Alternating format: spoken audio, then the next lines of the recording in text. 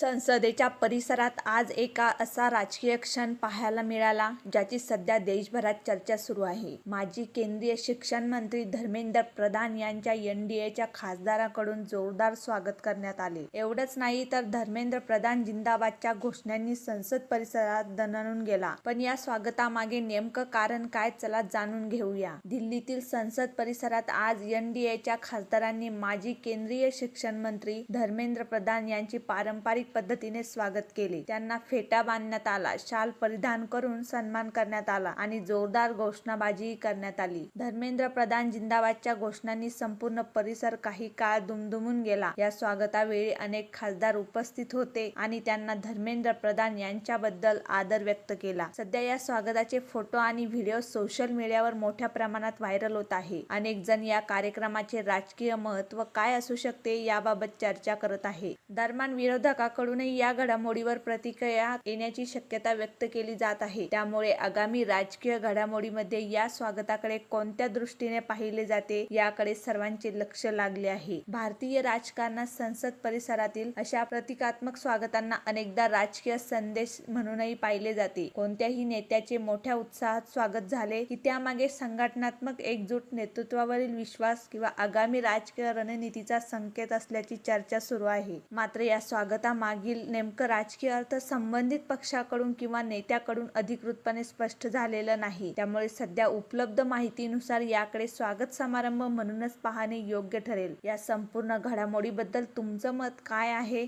धर्मेंद्र प्रधान यांच्या या स्वागताकडे तुम्ही कशा नजरेनं पाहता? तुमचं मत आम्हाला कमेंटमध्ये नक्की सांगा. अशाच ताज्या आणि विश्वासार्ह राजकीय बातम्यांसाठी आमच्या चॅनलला जरूर सबस्क्राईब करा. व्हिडिओला लाईक करा आणि शेअर करायला विसरू नका. भेटूया अशाच एका माहितीपूर्ण व्हिडिओमध्ये. तोपर्यंत धन्यवाद.